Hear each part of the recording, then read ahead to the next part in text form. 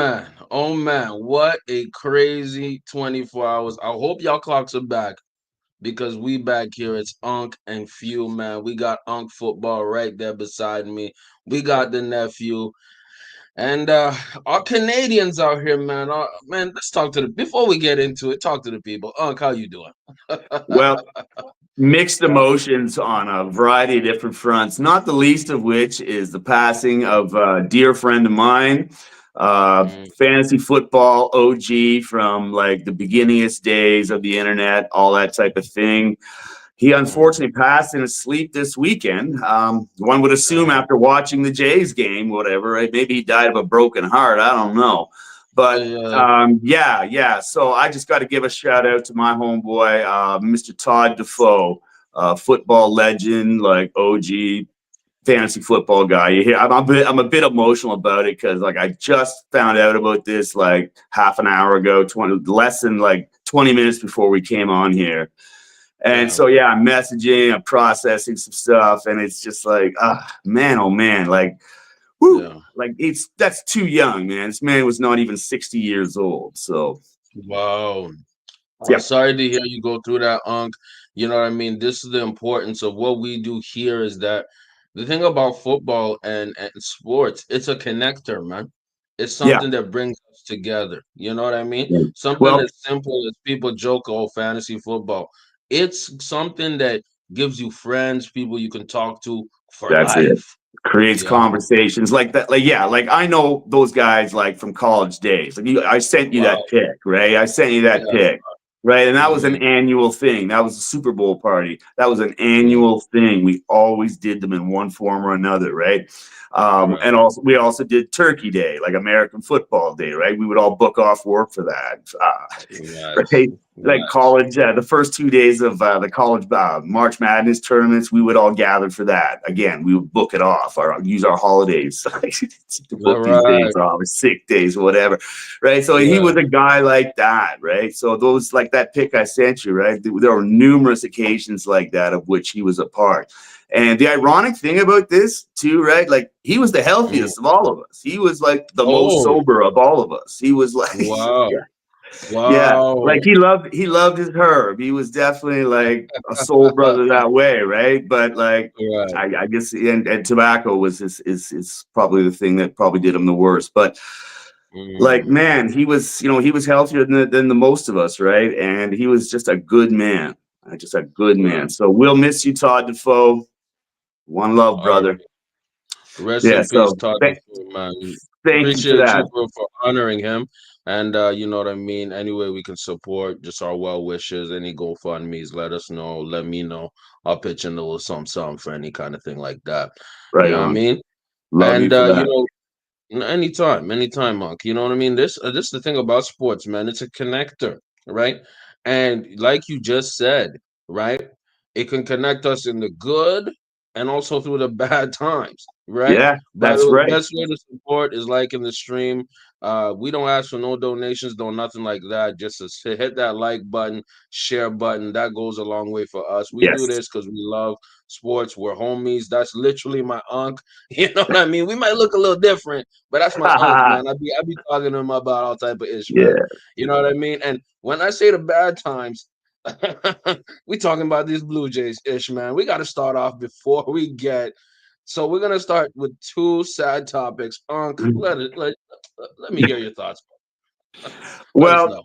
of course, Uh, me with all my my memories of the original World Series and whatnot, right, I just cannot believe. I'm just really disgusted by this. Like, if you're gonna choke, do it on the road, right? Like, right, they made right. believers out of all of us, and thank goodness for that. I mean, we really had a great ride and all that type of thing, but I wanted more. The Blue Jays deserved more. I wanted more for them. I wanted Vladimir Guerrero to get that ring for his dad, right? Like Yeah. all these type of things. And the worst part is that we had every reason to believe that the Blue Jays were going to do precisely that. Like they were out, like the bats went cold. Is all that happened. I'll give him Yamamoto. I'll give him Game 6. Right. I'll give him Game 6. It's hard to beat that guy. Right. But that Oh, still yeah. gave us Game 7, and the Hmm. bats stayed cold. Right. And that hasn't happened to us all year. leaving guys on base. These are all things that used to plague the Blue Jays for the 7 years it took them to win a World Series the first time they won any type of playoff access to the playoffs, right? From 85, it took them 7 more seasons, right? Wow. And failed attempts Wow. to get to 92 where they won. Right. And then they won back to back. Right. But it took 7 years and that type of buildup is virtually impossible these days, with salary caps and sheer price of players playing in Canada, et cetera. Unless you're the Dodgers and you can pay everybody anything they want. What the hell? Right. They built a super team. And Yamamoto getting like 300 off his. Anyways, man, go ahead. And we had the entire nation and the United States all talking about how the Blue Jays were the template for how to take down the Dodgers and about how you didn't have to buy your way and all that type of stuff. They had they unwrote their own narrative, their own underdog, their own David and Goliath narrative, right? And they let the Dodgers prevail. When you let this guy Rojas, right, who hasn't hit a home run since the start was like September 19th. More than a month, right? He hadn't hit nothing out of the ball. You let him come to the plate and cook you. Hoffman, so disappointing, man. And then right after that, you let the mother effing catcher, Will Smith. I'm not talking Will Smith from, Bel Air. Fresh Prince of LA. Shit. I'm talking, this is the new Fresh Prince. Will Smith cook you in extra innings, and you had so many chances to win. Like you said, the Blue Jays gave us hope, man. I was not glued in to a playoff series like I was glued into this one. Yeah. And the chances to win were always there. Remember the Freddie Freeman going into like 19 extra innings, something crazy, 18 innings? This was, as a sports fan, this was really disappointing. The fact that that extra inning game in LA did not break this team. Yes. Is what made such a believer out of like me and whatnot. It's like no moral victory will satisfy me in this case. Like they made a believer out of me. Like I'm a guy that I check in on the Blue Jays every May or June to see how they're doing. And this team caught me right away. I said, no, this team's got something special. And I started checking in on them on the regular, like all through July and August. I was like, yo, right? Hadn't felt this way in a long time, man. And here we go. And like this team was super legit. I loved how there wasn't one thing that made them dominant. It was a true baseball team making a true effort. And just so many different guys, like you say, coming up out of nowhere. Like it was magical. And they just you know what I really like? Cinderella turned into a pumpkin over Halloween here in Canada. Man, that's true. It was. And my thing, I really like this catcher, man, Alejandro Kirk. You know what I mean? He came in at bat. And unfortunately, he was so clutch this whole playoffs series. He was going to be the new Pat Borders. Straight up. But you know what? Let's also be fair and give the Dodgers credit because their manager, I always forget his name, Dave something. He made the adjustment, man, making that hitter walk and then letting Rojas be on that last time at plate. That was a strategy, man. They said, hey, let's let the other guy walk. Let's have Kirk right there, and let's bait him into that crazy double play that ended the Jays' entire season. Yeah. Dodgers, they didn't quit. You're absolutely right. They did not quit. They said game 6. Yeah. Game 6 and 7, they said, we going to keep going. We're going to keep hitting. And when it was time to hit, they hit. They hit. We did not, and that's just the truth of the matter. I swear, the best line out of this entire series, though, just on a different note altogether, right? I said I wasn't taking any moral victories, but I'll take this one to the bank. Was Savage after that dominant performance when Savage had like 12 strikeouts and all that, broke Newcomb's like freaking 60, 85-year record for like strikeouts, right? And he said, "Oh, this is such a great thing. I mean, Hollywood couldn't even write this." And I'm like, "He's in Hollywood as he's saying this, right?" I'm laughing. I started laughing to myself. I'm like, "Dude, Hollywood did write this. Literally, you wrote it in Hollywood, right?" Right, That right. was Cooked so. him. Yeah, that's crazy, man. And this is the thing about sports, man. It'll make you smile, make you cry, but it'll make you feel something, bro. Because It'll I make felt you feel something. something. That is Yep. a fact, man. As we go and feeling something, I've been feeling shitty this entire NFL season until my guy came back. And you know who that guy is. Lamar Hmm. Jackson. I'm pretty sure you're smiling too with your fantasy team. Lamar Oh came man. back. And with that, he destroyed. And when I say he, it was literally Lamar versus the entire Miami Dolphins roster. He made them change, man. Yes, it was 28-6, led by Lamar Jackson's four, my mistake, four passing touchdowns, 204 yards. Absolutely crazy numbers. And this was done, a lot of it in the pocket, because I think Lamar wants to stay upright for the rest of the season. So his scrambles were low. But look at the other stats. You had Derrick Henry giving you 19 rushes for 119 yards. I think that's his second best game all season. The Mhm. offense just looked alive, man. It was alive. And then you look at the other side of the ball, the Dolphins were absolutely pathetic. Everybody, start to bottom. And this led to the Miami Dolphins saying, Chris Greer, bye-bye. Chris Greer, bye-bye. Mike McDaniel is going to be next. We don't know if it's going to be at the end of the season or next week. We don't know. Unc, what are your thoughts of Lamar coming back and putting Well, the Ravens back on top? You know what I mean? well, man, we've talked about this before about quantifying exactly what this man is worth to the team.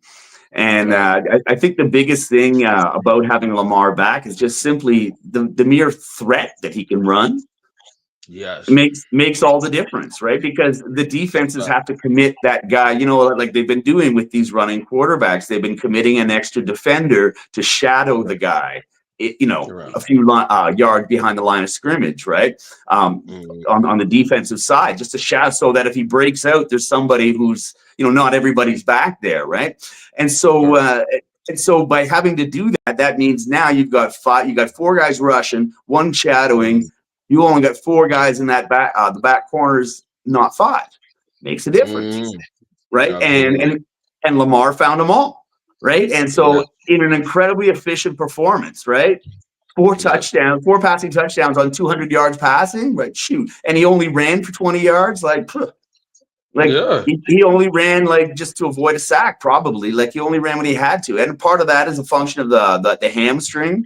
But Oh, what a yes. difference in the team! There's just a whole difference in everybody's feelings when he's out there, Oh, right?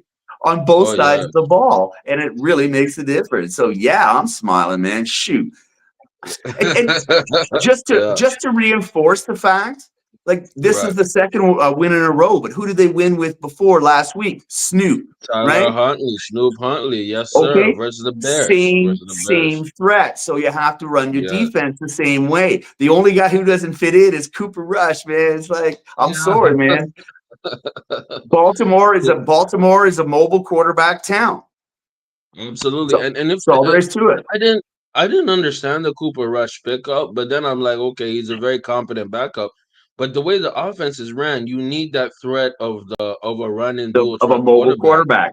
of a Yeah, mobile quarterback, because that opens the passing lanes, right? So which when is Lamar goes out of the pocket, Mark Andrews and him have a simpatico. By the way, Mark Andrews fantasy owners, I know y'all smiling. Y'all been waiting for this game.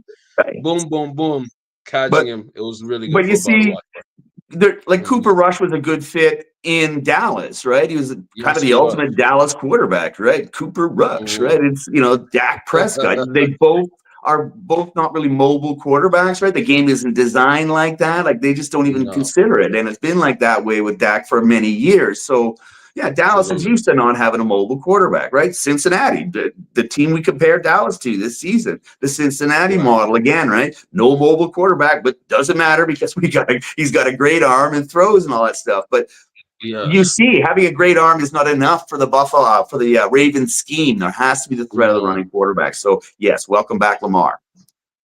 And you know You what? big On the lug. back end, I'm smiling, man. You haven't seen me have this type of smile talking about my Ravens, but we got to talk about something to you, Unc. I'm gonna say it, man.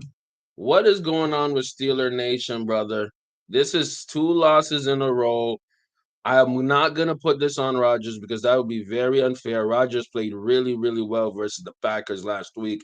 I think he's gonna play well throughout the whole season. He's doing his job as the quarterback of the Yeah, he Steelers. is. This is the best quarterback playing I've seen in Pittsburgh in a long time, bro. Right. But Unc, why is it not leading to wins? Why is that Steelers defense really underperforming? I'm shocked. This is the worst I've seen the Steelers defense in a while. Unc, Steelers corner, let me know what's going on. Yeah, yeah. Well, what's going on with Steelers Nation? Well, we're all pulling our damn hair out. That's what. Because Oh, yeah, we finally solved the quarterback problem, right? In a way I didn't think was possible. And now all of a sudden the defense goes south. And I'm blaming it on the secondary. Pass rush is okay. Pass rush still functioning, but it's not disabling quarterbacks at all. And so they're picking on the secondary back there. There's been injuries back there, but there's also, let's be honest, been some underperformance, and been a couple of hero moments, right? But Right. no, 4-3, we're better than this. We should be better than this. And we seem to be sort of backsliding to a place of mediocrity starting on defense, and it is not sitting well with me at all.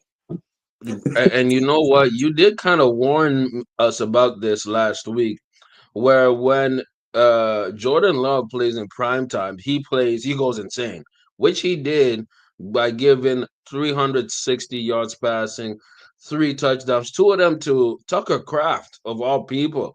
I think the tight end. So the tight ends were eating last week, man. I got destroyed by Travis Kelce of all people, somebody who I traded early in the season, but the fantasy owner had Travis Kelce, and as you saw, the Chiefs, they're for real. They're Well, back. They're I back in a think major way. I You know think what I mean? that is the part of the Steelers defense that is really vulnerable to a guy like Tucker Kraft, right? Like Mm, it's not going to be pretty.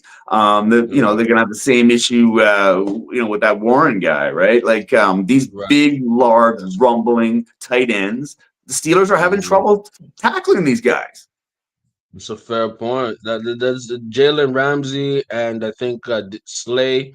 They're not performing how they're supposed to be performing. That's But I right. will say this also about the Steelers' offense.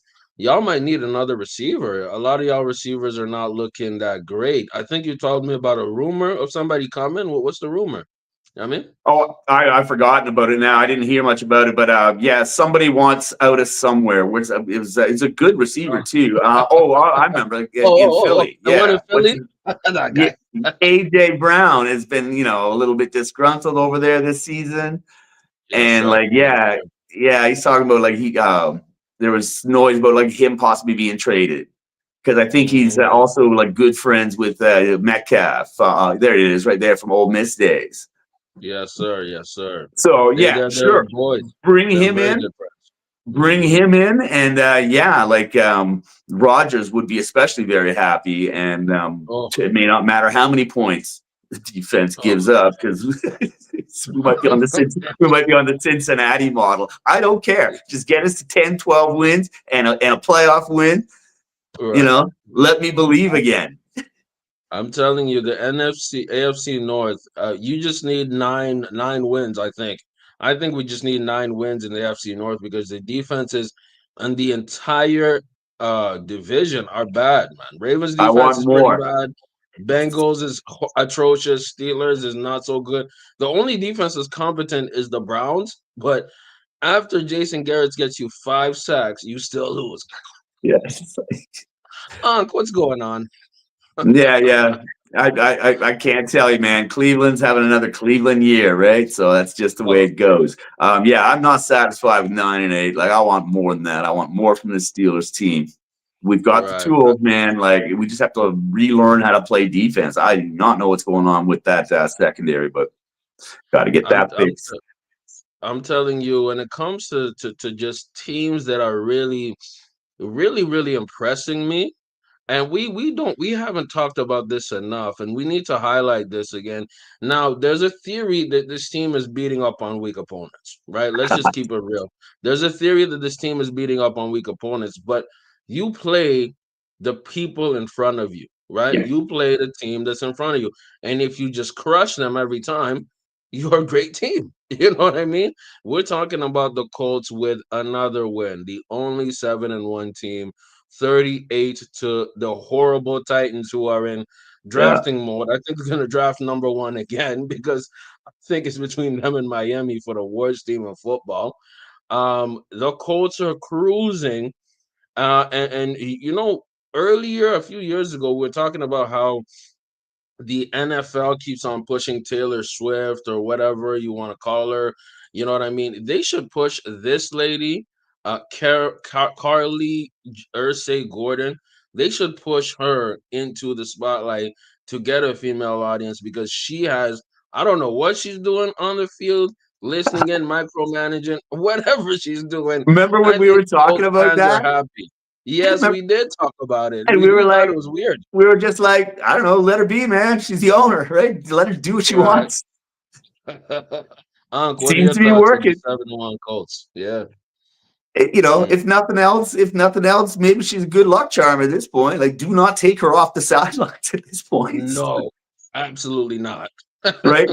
But yeah, Mm. that's my comment. You got Colts keep cruising as a topic here, and I'm like full transparency in block letters. Strength of schedule is number 25.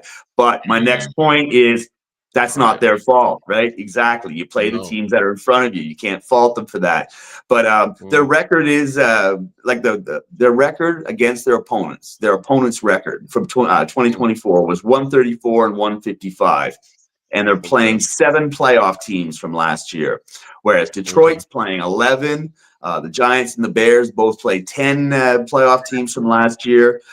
Their Wow. opponents have like a 570 winning record, versus the Colts, it's something like 460 or whatever. So there Right. is strength to that argument. But then you look at like how the Colts are just blowing people out, right? Like Yes. they're they have the best plus or minus like points for points against 116, and it's not really close. So they might Yeah. have an easy schedule, but they're beating people hard, right? Oh So yes. Oh yes. they're winning by a lot. I think it's that's the part that gets me. If they're beating easier teams, that's a fact. You can see it, but they're not just like it's not competitive in the sense, That's right? right. It's pretty much done at halftime. So they beat up on the Dolphins. Broncos are a good team. They beat up on the Titans. That just happened. They lost to the Rams, and we're gonna circle back on the Rams because you know me, I've been undercover high on the Rams. They beat up on the Raiders. Raiders are ass. Cardinals are also ass. Chargers, pretty tough team. And then the Titans again. So, like you're saying, out of the 7 wins they have, you could argue that 4 or 5 of them were teams who are trying to draft a guy or guys who are literally already in rebuild mode, right? Mhm. But like you said, you play the team in front of you, right? And if you're crushing them and beating them at a consistent basis, guess what that makes you? A real contender. And the Yeah. AFC as a whole division does not have a lot of those guys. So, Yeah. hey man, whatever Carlisle is doing, keep it up. The Yeah, man, Colts, because Colts fans are happy. That's what they they're are. beating You know the what I mean? brakes off people, man. Like I'm telling you. Yeah, you know what I mean? I'll say it like this, man. We gotta we talk about the good teams a lot, right? We talk about teams that are rolling and cruising, but we need to give a highlight to the disaster class. And when I say the disaster class, I'm talking about the horrible, we talked about them a bit earlier. We talk about the Miami Dolphins, the Atlanta Falcons, the Dallas Cowboys, even the Texans. We're talking about teams that are inconsistent. The Raiders, teams that are not showing up on Sundays or they show the worst of themselves. Unc, tell me what is going on with a lot of these inconsistent teams that are just terrible, man. What like disaster class, bro? Talk to me. Well, Mm, Atlanta, you had Atlanta on the list there, and Atlanta really is like a mm, freaking mystery, year in, oh yeah. year out. So part of it's institutional, but there's Mm, also been injuries to Penix and Drake London a little bit. But the biggest mm, story with Atlanta is just like the inconsistency on the offensive line is really where it goes, and they want to be a run first team. Right, so mm, they're pounding out Bijan, and it's not very efficient. They're great yeah, between the 20s, terrible in the red zone. right. There's a lack of discipline that's causing penalties and whatnot. So Atlanta's really playing like a mess, and they're also a bit of an indoor cat as a team, right? They prefer home playing indoors at Ben Stadium and whatnot. So Right. when they go on the road, they're inconsistent sometimes. But I Right. think the inconsistency is right through the whole organization. Maybe we have to look at coaching a little bit too, because the lack of discipline on the lines, the penalties, and everything like that. That's usually an indication of a lack of discipline, and that starts with the Right. coaches. So that's Atlanta. Dallas, I'm not sure what to tell you. Their defense just isn't really stopping enough people. Fortunately, Right. their offense is entertaining, but yeah, that makes them very inconsistent, up and down. They're what, 4-4-1 or whatever it is, 4-3-1, Yeah, 3-4-1, pretty much. something. Um, Yeah. with that Yeah. crazy ties, like you score, what was it, 40 points plus, and you end up tying Yeah, the it was game. they're 3-4-1, and crazy part is they're the second team in their division. So Right. unless the Eagles plummet to the floor, they might fight for a wild card spot. It sounds nuts, but we'll I get know. into a Well, mathematical way. The tie could be an advantage, anyhow, which sounds crazy. Yeah, you're close to 500 or above, 9-8, right? We've seen that get us yeah, playoff teams, right? So you never know. great. I doubt that's going to be the second or Yeah, third best sort of like team out there that didn't win a division. Like, I doubt it's going to be one of the three best records that isn't a division winner, right? Being right around 500. I doubt that's going to work in the AFC, but we've seen it before. We've seen the Steelers do it. So good um, point. the Texans are the opposite of Dallas. They got a banging defense that just won't quit and like literally will not quit on you, because we talked about that last weekend about how consistent the Texans have been in hanging in the games. At least no one's blowing them out, but Mhm. their offense has been decimated by wide receiver injuries and running back Yes, injuries. So yes. it's been very complicated that way. Injuries have been a really prominent theme in this year's NFL. Oh Like, yes. ask fantasy owners, but like so many first through fourth round choices are have gone down this year. It's remarkable how many teams have been smitten by the injury bug, right? From the 49ers on over here to the Texans now, right? So Right, right. I want to highlight this guy Will Anderson from the Houston Texans team. He's been balling. He's been playing really, really well. You're right. They're the opposite of Dallas. This defense by Houston is making them competitive, but the O cannot score points on a consistent basis, and that is ruining that team. Will Anderson, I think he'll get some Defensive Player of the Year votes yes, because I don't think Miles Garrett is going to walk away with it right away. This guy's been balling and playing great. I didn't yeah, add this team on the list, but I think we should probably talk about them. I don't think we've talked about them pretty much all season. But the Raiders, man, the Pete Carroll led Raiders are another team that's a disaster class. They've been underperforming. And in the preseason, I thought they had a hope of doing something. yeah, Geno Smith, I yeah. think, leads the league in interceptions, him and Tua.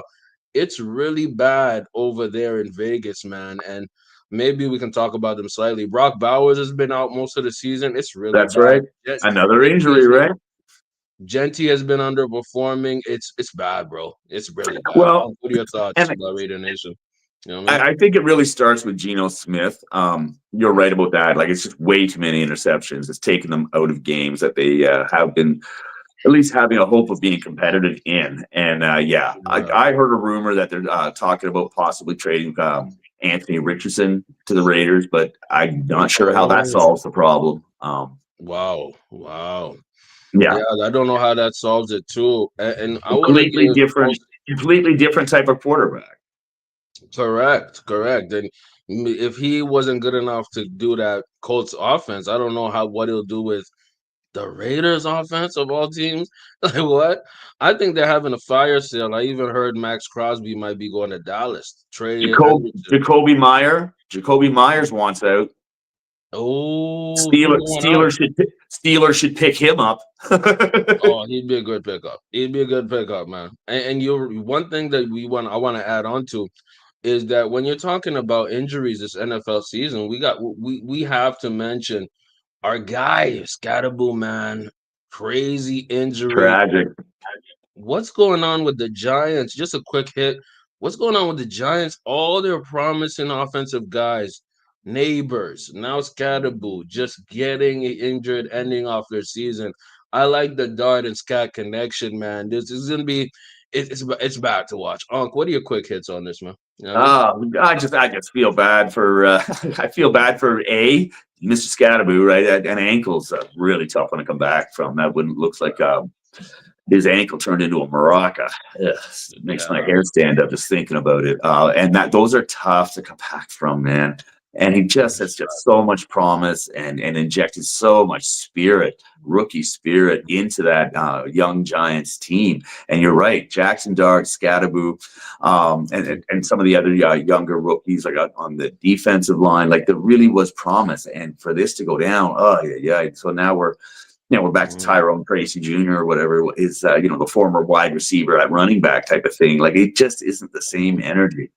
No. And so I feel bad. I feel bad for the man. I feel bad for the franchise because, that was a really exciting vibe they had, sort of a real young guns thing going on over there. And Neighbors and Scatterboo, like two most promising offensive tools down. So that hurts. Definitely does, man. And the thing about football, it's almost like it's literally like a war of attrition, man. You have to have your guys to last all season. And the crazy part is it's kind of surprising about the Scatterboo injury. It was non-contact. I think it was something with the field. You know what I mean? I think it was making a cut, doing a route. It was non-contact. And he's a very contact-heavy guy. You know what I mean? Yeah, so it's kind of ironic. And he runs very violently. It's true. And there have been the people are starting to talk about these non-natural grass fields. Like they thought they'd turned the corner on artificial turf. They'd found like a good combination of artificial and real turf. I mean, visually you can't really tell it apart, right? Until someone cuts and you see all the black pebbles come up, right? But I'm starting to hear some of the similar type of talk we heard back in the 80s when people are talking about seams on fields and injuries, careers being ruined by injuries, like some horrific stuff that used to happen. Because at the end of the day, right, an artificial field is always artificial. There's a seam in there. There's infrastructure in there that holds it together, and it's all it takes is some wonky, weird misstep, and it's almost like an act of God thing. So anyways, that's devastating. That's devastating, and it's a lot of fantasy managers this year have been really affected by this. Like quiet as it's kept. Like the next guy. The next guy who's going down, I can feel it in my bones, is Josh Jacobs. That's why I was willing to do it. Because he's got a calf injury now, right? He's got calf injuries are like Lamar's hamstring. It's a tissue injury. So there's it can be really niggling. And if you notice, like the guy you were trying to trade for him, I hope I was trying to trade for him. I tried. You and I didn't make that work, but you see how I was doing you, like I was really doing you a favor actually by trying to give you his handcuff. Because you notice I did not give the handcuff to the guy I eventually traded him to, because I'm hoping, I got my fingers crossed now, because that guy got 10 points and a touchdown last week, right? So I'm hoping, like I just feel it in my bones that Emmanuel Wilson, the handcuff to Josh Jacobs, is about to emerge. Yeah. So I'm telling you, you know what it is? I have also a theory. I have a theory about some of these injuries. I think because they do less contact in practices, right? Because of CTE, remember that big lawsuit? Yes. This is just an aside. I think having less contact in practices has actually made these players in this modern age more susceptible to injuries. I'll tell you why. Because before, a few years ago, before the CTE, the game was a lot more physical, of course, but you didn't have hamstrings as much. You didn't have as many ACLs. You didn't have as many as now. You know what I mean? It's almost like the bodies were hardened to those injuries and they were more rare. We're definitely going to see, when you say Josh Jacobs, we're definitely going to see something with him. You know what I mean? We're going to see something with all these players who are getting high volumes because Plus, you go from not working so hard in practices and then going full intense on Sunday for about 3 hours. What are plus, your plus, thoughts as a this football historian? podcast is actually this podcast I'm noticing is starting to get a bit Yeah. of a reputation for jinxing, right? Like Oh no, yeah, we are. like when we talk about something, because we were just talking about Scatterbo like 2 weeks ago, 3 weeks We ago about were. how great he is, Yeah. right?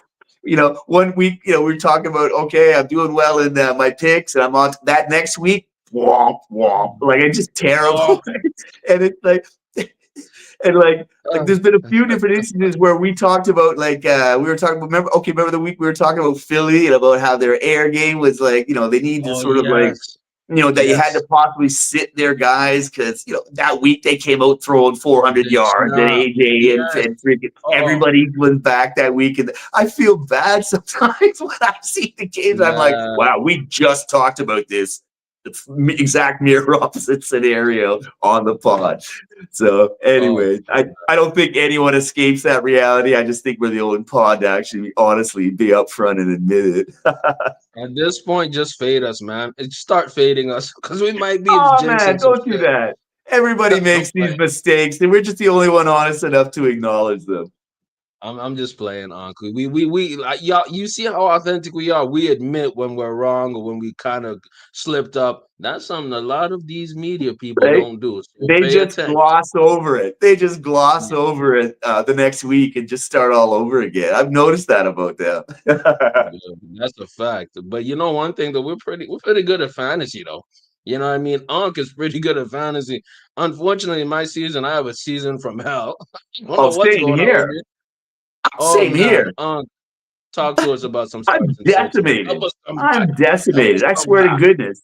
At one Yeah, point or man. another this season, my first Mm, 4 picks have been injured for like substantial amounts of time.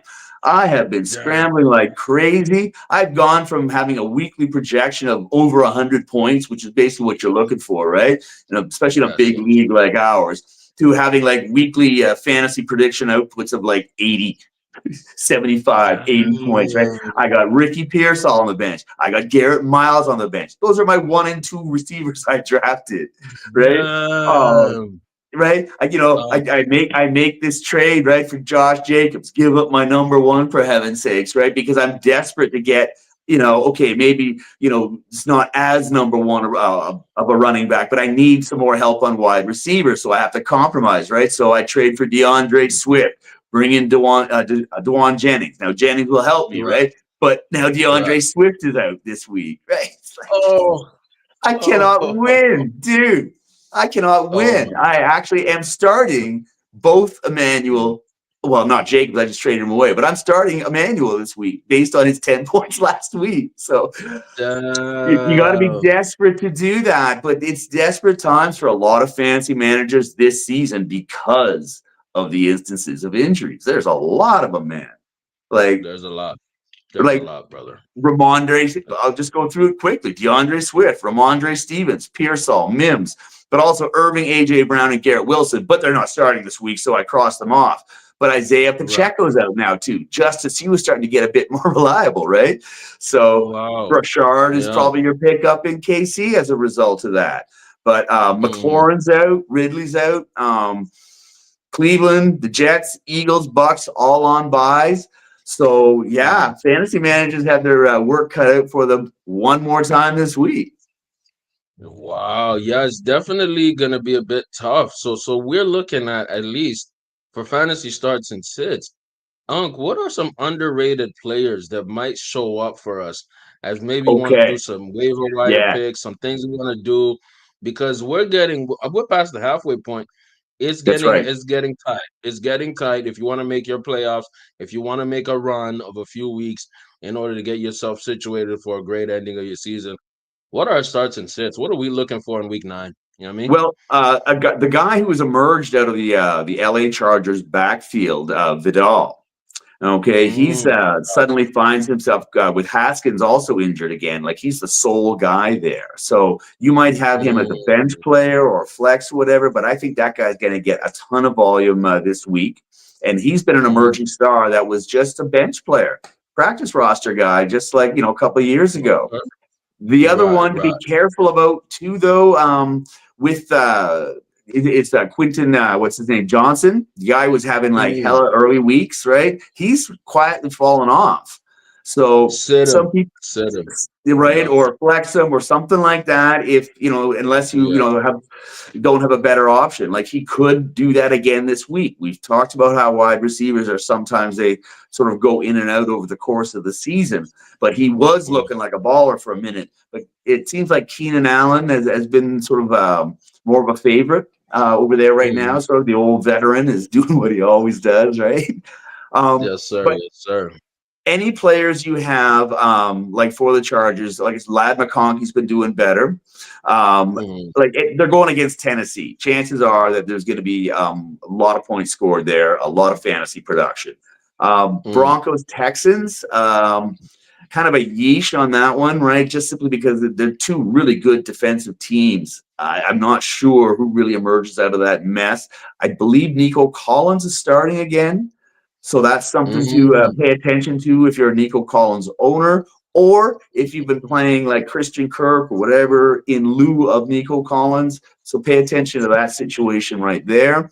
Panthers at the Packers. I think there's going to be a bushel of points scored in that one way or the other. I'm not sure what the quarterback. I think Dalton is out, so I'm not sure what the quarterback situation is in the Panthers. Because Dalton played horrible, so you can't. Bryce goes back in. Bryce Young, I imagine, goes back in. I'll check. I'll check. They've been here's the thing about it makes me feel decent about the Panthers is just that the Panthers have been remarkable against the spread this year. They're like 5-3. And so that means that they've had to actually score some points to beat those point spreads. And so they've actually hung in some games despite losing a lot. So anyways, I just have a feeling that the Panthers will be competitive, although they'll probably lose. And we know what the Packers are going to do. Right? Oh, yes. And by the way, the Panthers will appear in my top 5, by the way. And Bryce Young is playing. Yeah, he's playing. Bryce Young is playing. Okay. And the other one on that, too, with the Packers, since we're talking fantasy and whatnot, watch for Golden to emerge because I think there's been injuries. Okay, Tucker Kraft and Golden, maybe your main receivers there. Certainly the deep field threat because I think Dontavian Wicks and just there's a whole string of other injuries in that wide receiver room. Also, Cowboys, Seahawks, maybe the Jags all have productive matchups today. So fire up your Cowboys and your Seahawks most definitely, and maybe some of your Jags. Pay attention. Maybe ETN might do well. But they look like they have possibly productive matchups. Okay. I like that, man. And you kind of mentioned some games that I really like. I really like that Panthers and Packers game. You know what I mean? Yeah, me too. I like obviously the game of the week. We're gonna talk about it a bit later, and I'm pretty sure you're gonna talk about it. That Buffalo and KC game. That's a little playoff preview.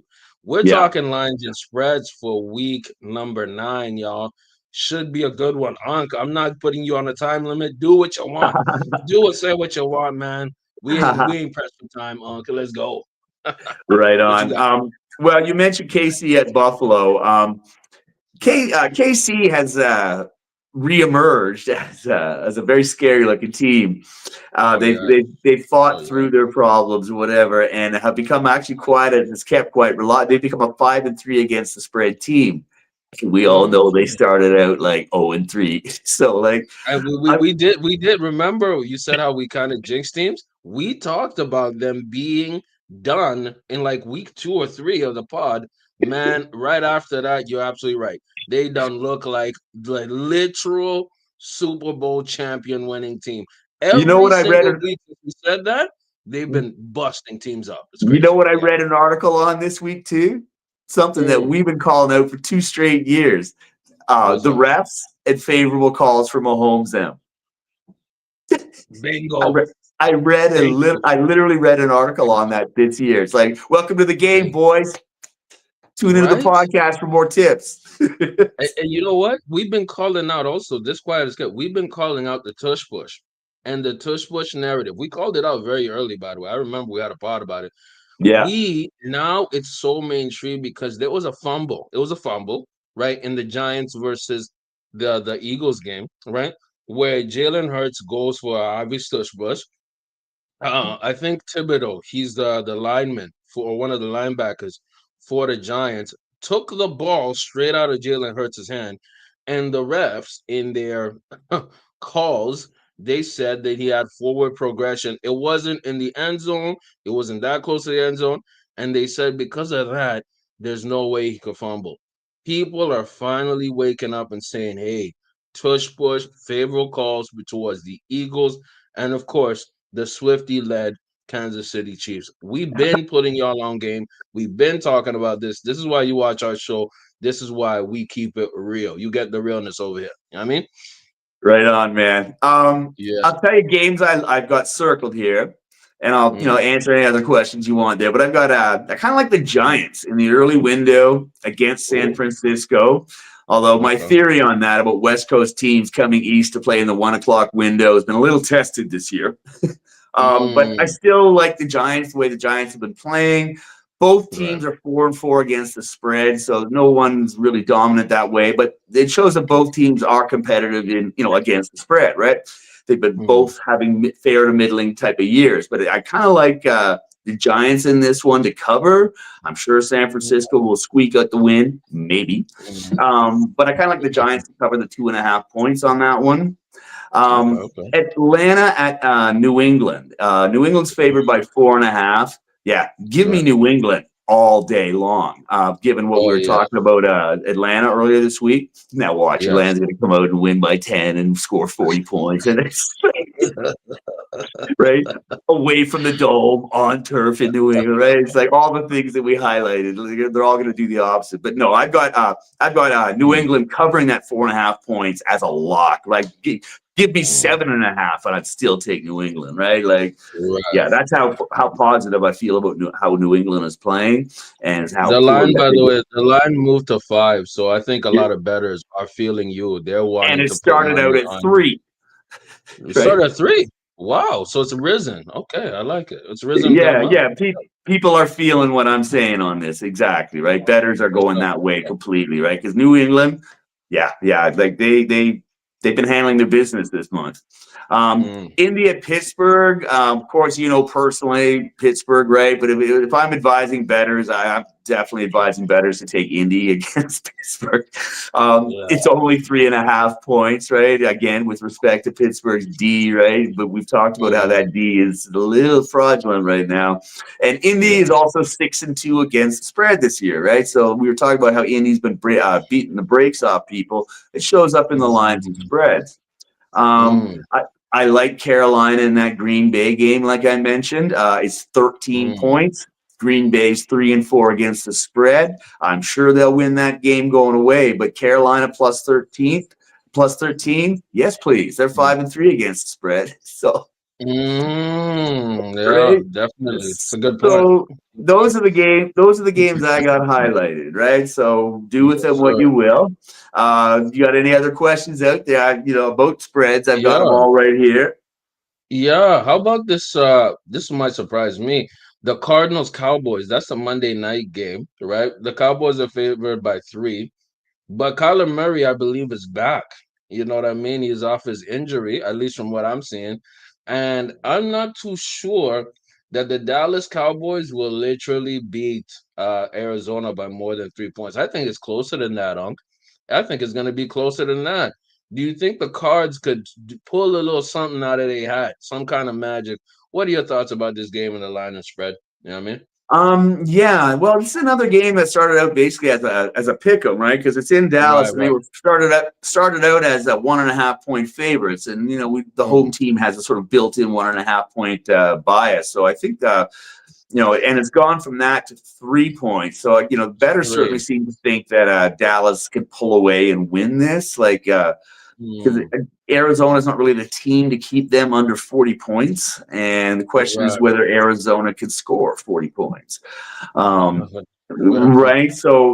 But I Right. think it will be a competitive game. And again, right, like these teams are not reliable. None of them are. At They're all. both sort of Yeah. 500-ish against the spread and whatnot. So there's no real clarity in there, except that Mm, I personally think the Dallas will outscore Arizona.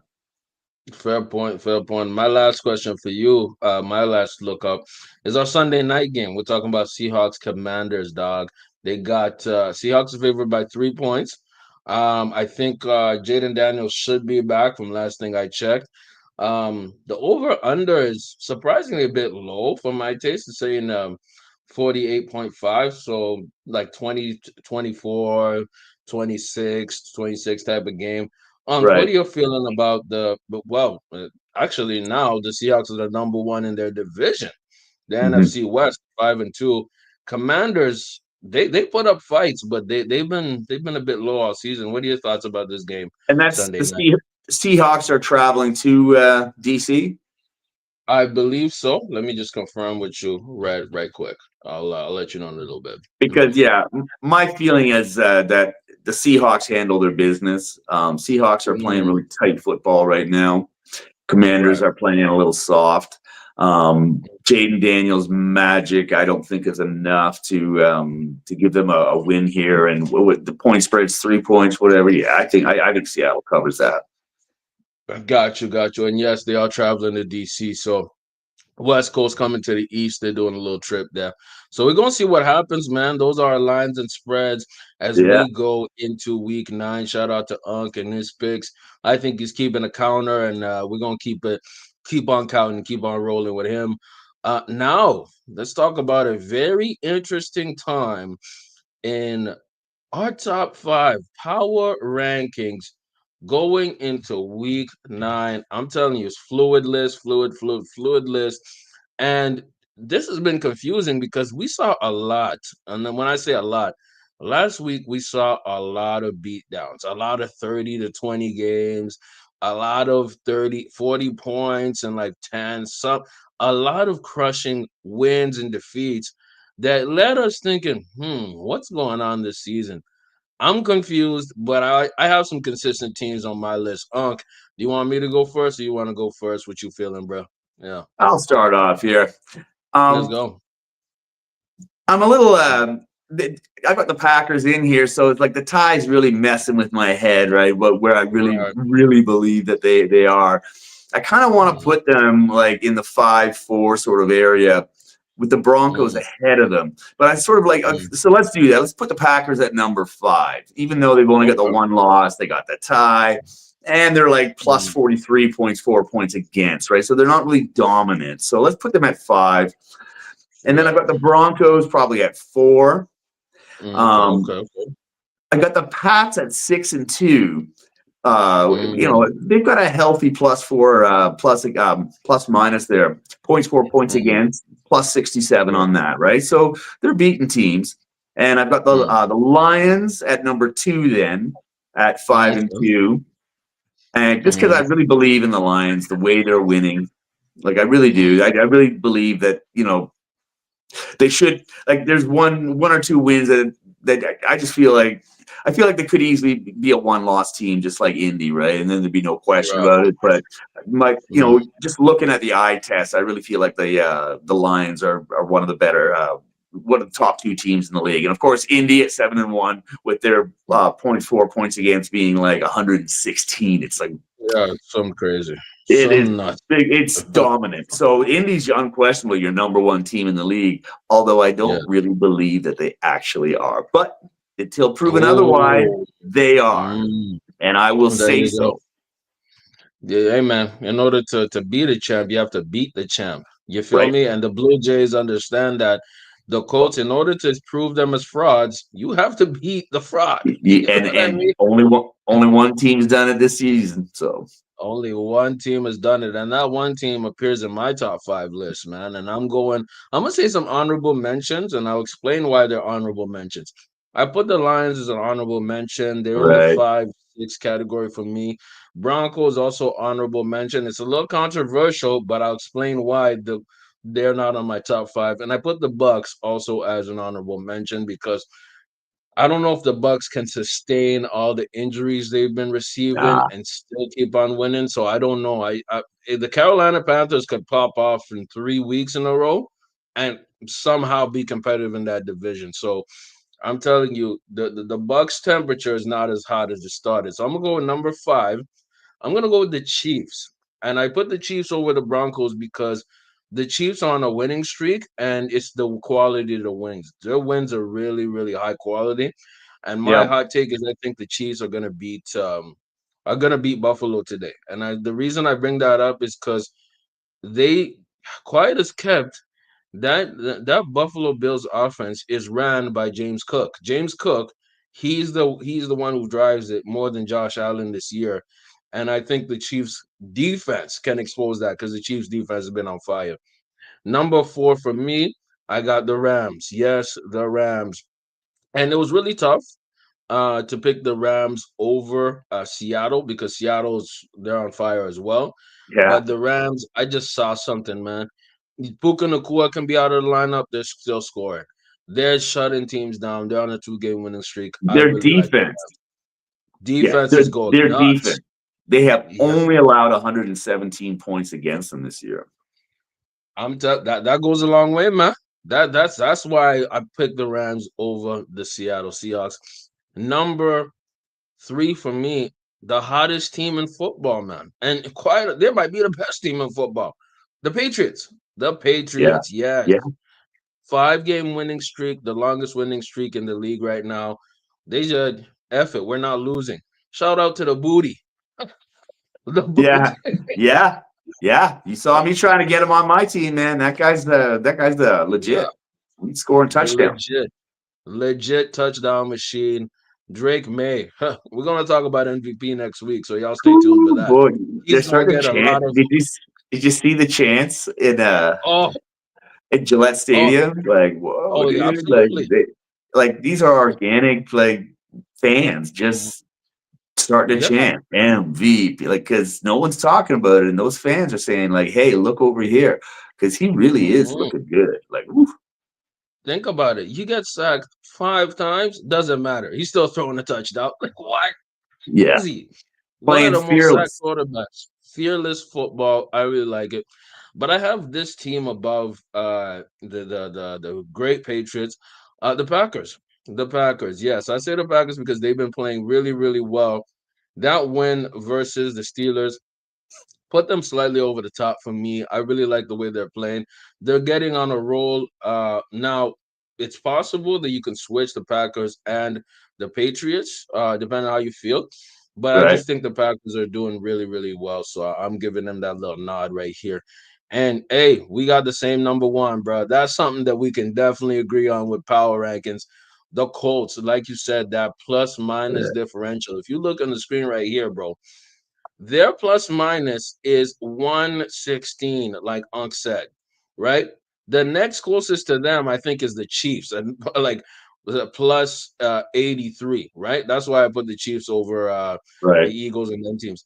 But brother, they are routing teams, man. I'm talking the Colts. They are routing them, Right. man.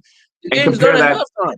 And compare that to the Bucks or the Steelers, for example, right? Who are like Yes. you look at their especially Steelers Mhm. win loss record getting worse, but like even say when they were like 5-2 or whatever, and you look at the Right. points for, points against, and you realize that they're really more like a 500 team because they got like 185 points for and 176 against. Like Yes, yes.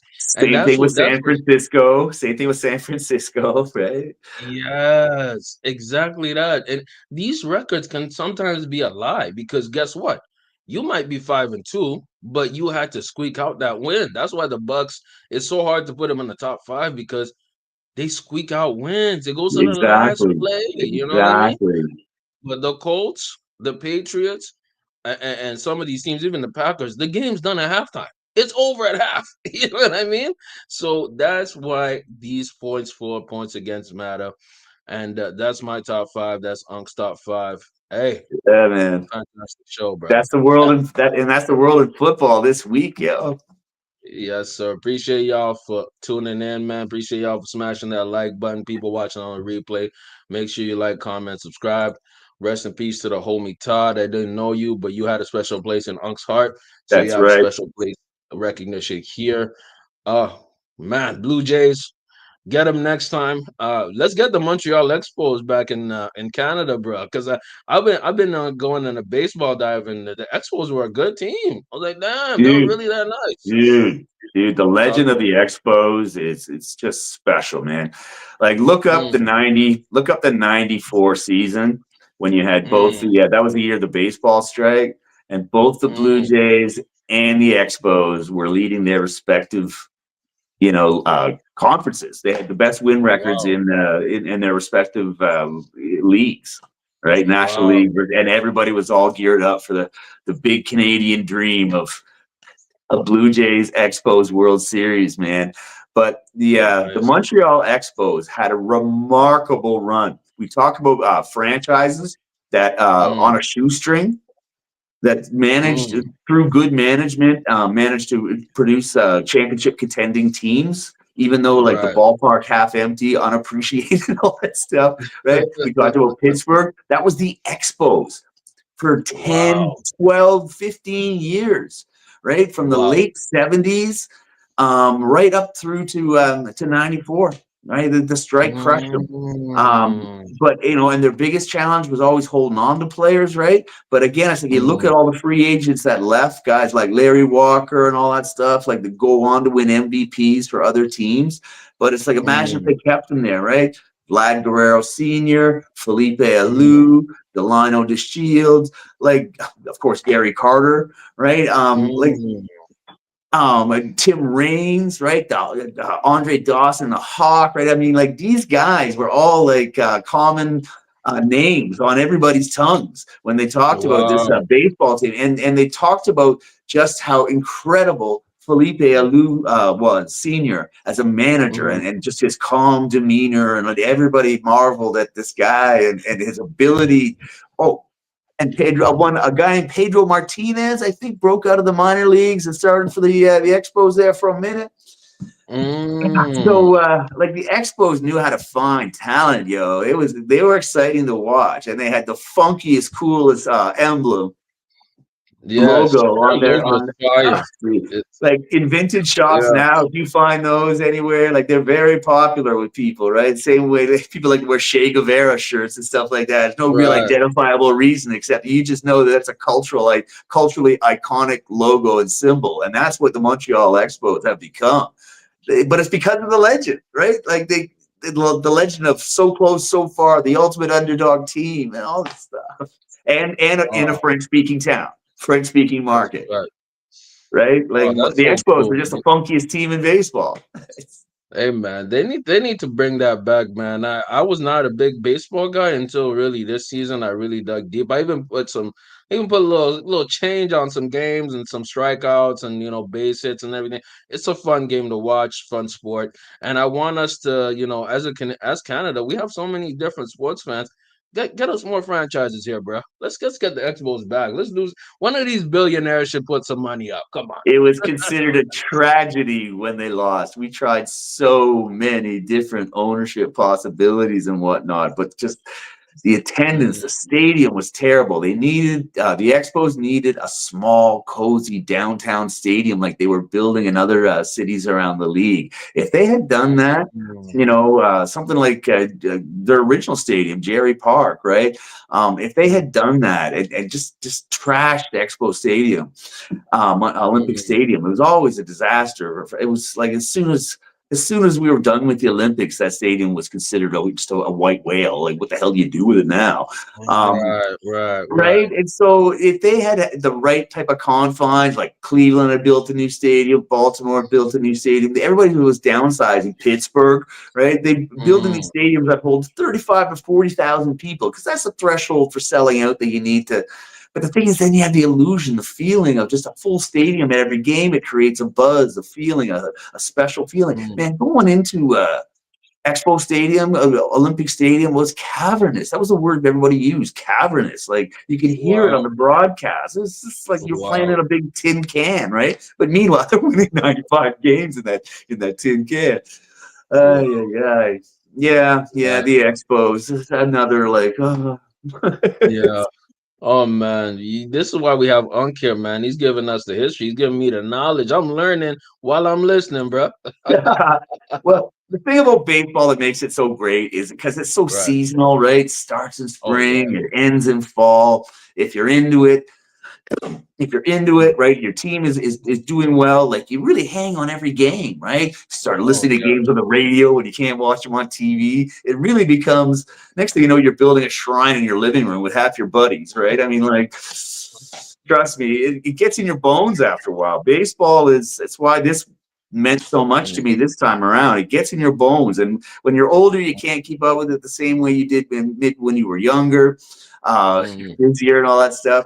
But let me tell you, if there's a sport to really just sort of capture your heart, like, football is really great. How it's once a week and it's all fall and it Oh ends yeah. in winter, and it's just, you start and it's summer and it's hot and everybody's fainting, and at the end of the season, the lines are like blowing out smoke like angry machines, right? Because the frost is coming out. Like, football is very dramatic that way, but baseball is more like, it's like a long poem that plays out over the course of the summer. It's just It's a baseball's build wonderful. up. Definitely, It's definitely. I'm really telling you this, wonderful.